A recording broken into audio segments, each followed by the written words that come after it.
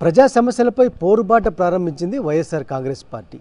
ఈ నెల 13వ తేదీన అన్ని జిల్లాల్లో నిరసన ప్రదర్శనలు, వినతిపత్రాలు అందజేయాలని వైఎస్ జగన్మోహన్ రెడ్డి పిలుపునిచ్చారు. అనంతపురం జిల్లాకు సంబంధించి రైతుల సమస్యలు ఏ విధంగా ఉన్నాయి, అదేవిధంగా ప్రభుత్వంపై ఏ విధంగా ఒత్తిడి తెచ్చేందుకు ఆందోళన కార్యక్రమాలు చేపట్టారో మనతో మాట్లాడేందుకు అనంతపురం జిల్లా వైఎస్ఆర్ కాంగ్రెస్ పార్టీ అధ్యక్షులు, మాజీ శాసనసభ్యులు అనంత వెంకటరామరెడ్డి గారు ఉన్నారు. ప్రధానంగా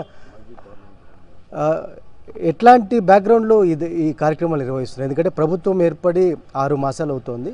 సో ఈ నేపథ్యంలో రైతు సమస్యలపై ఈ నెల 13వ తేదీన కలెక్టరేట్ల వద్ద, అదేవిధంగా పట్టణ ప్రాంతాల్లో ర్యాలీలు ఎట్లా ఉండబోతోంది, ఏ విధమైన ఒత్తిడి తీసుకొద్దాం అనుకుంటున్నాను మీరు? ఈ రాష్ట్రంలో చంద్రబాబు నాయుడు గారి నాయకత్వంలో కూటమి ప్రభుత్వం ఏర్పడి 6 నెలలు కూడా పూర్తి కూడా అవుతుంది. ఈ 6 నెలలు అనేకమైన హామీలు ఇచ్చేసి కూడా అధికారంలో రావడం జరిగింది. ఒక్క హామీ కూడా, ఒక పెన్షన్లు ఇచ్చే హామీ తప్ప నెరవేర్చింది ఇంకొకటి కూడా ఏది కానీ నెరవేర్చలేదు కూడా. ఆ పెన్షన్లు కూడా మళ్ళీ కూడా తీసేసేకి మొదలుపెట్టారు, ప్రారంభమైనవి. అంతేకాకుండా ఈరోజు ప్రజల పరిస్థితి, ముఖ్యంగా అన్ని వర్గాల ప్రజల యొక్క పరిస్థితి కూడా చాలా దారుణంగా కూడా జరుగుతుంది. ముఖ్యంగా రైతాంగం కావచ్చు, పెంచిన కరెంట్ ఛార్జీలు కావచ్చు, ఇటువంటివన్నీ కూడా విద్యార్థుల సమస్యలు ఇవన్నీ కూడా ఎక్కువ ఉన్నాయి. అనేక మార్లు కూడా మేము పరోక్షంగా కూడా ఈ ప్రభుత్వం దృష్టికి తీసుకొని పోయాం, మా పార్టీ అంతా కూడా, ముఖ్యంగా మా నాయకుడు జగన్మోహన్ రెడ్డి గారు అందరూ కూడా. కానీ వారు అంతా కూడా పెడచెవిన పెట్టారు. అందుకోసం నిర్లక్ష్యం వహించినారు. డైవర్షన్ పాలిటిక్స్ చేసి కాలం అనేది వెలుబుస్తున్నారు. ఈ పరిస్థితుల్లో రైతుల యొక్క పరిస్థితి చాలా అగమ్యగోచరంగా తయారైంది, చాలా దారుణంగా కూడా తయారైంది. ఈరోజు పండించిన పంటకు ముందుగానే అతివృష్టి, అనావృష్టి 2 ఉన్నాయి ఈ సంవత్సరం. అనంతపురం జిల్లాతో సహా రాష్ట్రమంతా కూడా అటువంటి పరిస్థితులు ఉన్నాయి. పండించిన పంటకు కూడా, ధాన్యానికి కానీ, వేరుశనగకు కానీ, మొక్కజొన్నకు కానీ, పత్తి పంటకు కానీ, ఏ పని దానికి కూడా మద్దతు ధర కూడా లేచేది కాకుండా దళారులు, మిల్లర్లు కూడా ఏకమైనా కూడా ప్రభుత్వం ప్రేక్షక పాత్ర వహించింది కానీ ఎక్కడ లేదు. ఈ పరిస్థితుల్లో రైతుల పక్షాన, ప్రజల పక్షాన నిలబడి పోరుబాటు అనేది కూడా జగన్మోహన్ రెడ్డి నాయకత్వంలో వైఎస్ఆర్ కాంగ్రెస్ పార్టీ కూడా నిర్ణయం కూడా తీసుకుంది.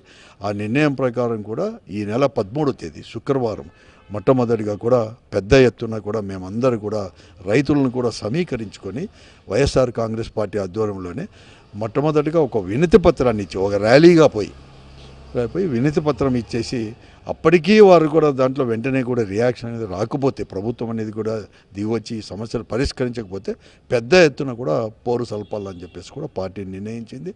దాని ప్రకారమే 13వ తేదీ అనంతపురం జిల్లాలో కూడా జిల్లా పరిషత్ దగ్గర ఉన్న రాజశేఖర రెడ్డి గారి విగ్రహం దగ్గర నుంచి ఉదయం 10 గంటలకు ర్యాలీ ప్రారంభమై కలెక్టరేట్ దగ్గరికి పోయి అక్కడ కలెక్టర్ గారికి రైతులు ఎదుర్కొంటున్న సమస్యలన్నీ కూడా మార్కెట్ దగ్గర నుంచి, మరీ ముఖ్యంగా ఏదైతే ఎన్నికల సమయంలో హామీ ఇచ్చారో ఆ రోజు రైతు భరోసాని 13,500 ముఖ్యమంత్రిగా ఉన్న జగన్మోహన్ రెడ్డి గారు ఇచ్చేవారు రైతులకు.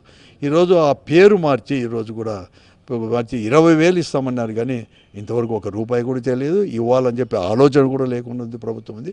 ఇవన్నీ కూడా ఇవ్వాలని చెప్పేసి వినతి పత్రం ఇవ్వబోతున్నాం ర్యాలీ ద్వారా. వైఎస్ జగన్ ముఖ్యమంత్రిగా ఉన్న సమయంలో పంటల బీమాను ఉచితంగా అమలు చేసేవారు. దాంతోపాటు ఇన్పుట్ సబ్సిడీ కావచ్చు, క్రాప్ ఇన్సూరెన్స్ కావచ్చు, ఇట్లాంటి ఆర్థిక సాయం పదే రైతులకు అందజేసేది. కానీ ఇప్పుడు కరువు మండలాల ప్రకటన నుంచి పంటల బీమా దాకా ప్రభుత్వం ఏ విధంగా అన్యాయం చేస్తూ ఉందంటారు? చెప్తాను, పూర్తిగా కూడా వైఫల్యం జరగ తీవ్రమైన అన్యాయం చేస్తూ ఉంది. ఈరోజు కూడా రైతు ఎక్కడ కానీ కోలుకోలేని పరిస్థితుల్లో నెట్టివేయబడుతున్నారు రైతు ఈ ప్రభుత్వంలో కూడా.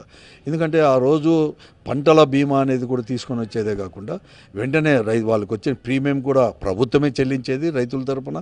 ఇవే కాకుండా ఎప్పటికప్పుడు ఇన్పుట్ సబ్సిడీ కానీ, ఇలాంటి ఇన్సూరెన్స్ ఇప్పించేది కానీ, ఎప్పటికీ ఏ సీజన్లో ఆ సీజన్లోనే ఇచ్చేటట్టు ఇవన్నీ కూడా ఏర్పాటు చేసేవాళ్ళు.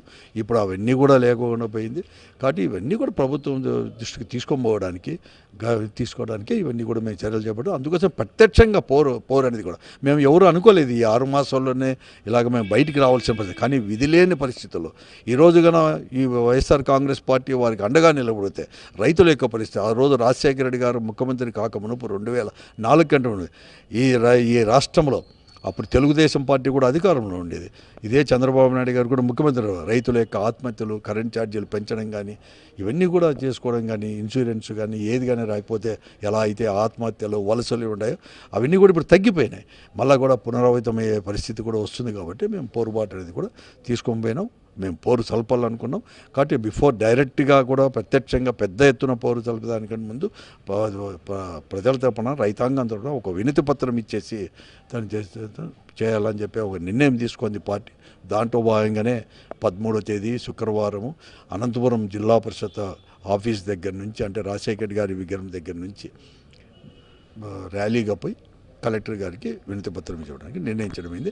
అందుకోసం నేను అందరినీ రైతాంగాన్ని అందరినీ కోరుతున్నాను. పార్టీ శ్రేణులు, ముఖ్యంగా పార్టీకి చెందిన ప్రజాప్రతినిధులు అందరూ కూడా ఈ ర్యాలీలో పెద్ద ఎత్తున పాల్గొని రైతుకు అండగా నిలబడాలని చెప్పేసి నేను కోరుతా ఉన్నాను. మొత్తం మీద ఈ నెల 13వ తేదీన అనంతపురంలో ర్యాలీగా రైతులతో కలిసి వెళ్ళి కలెక్టర్కు వినతిపత్రం అందజేస్తాం, ప్రభుత్వం పైన ఒత్తిడి చేస్తాం, రైతు సమస్యలను పరిష్కరించేదాకా పోరాటాన్ని కొనసాగిస్తామని చాలా స్పష్టంగా మాజీ ఎమ్మెల్యే, మాజీ ఎంపీ అనంత వెంకటరామరెడ్డి గారు చాలా స్పష్టంగా పేర్కొంటున్నారు. వీడియోస్తో శ్రీనివాస్ శివాడి, సాక్షి న్యూస్, అనంతపురం జిల్లా.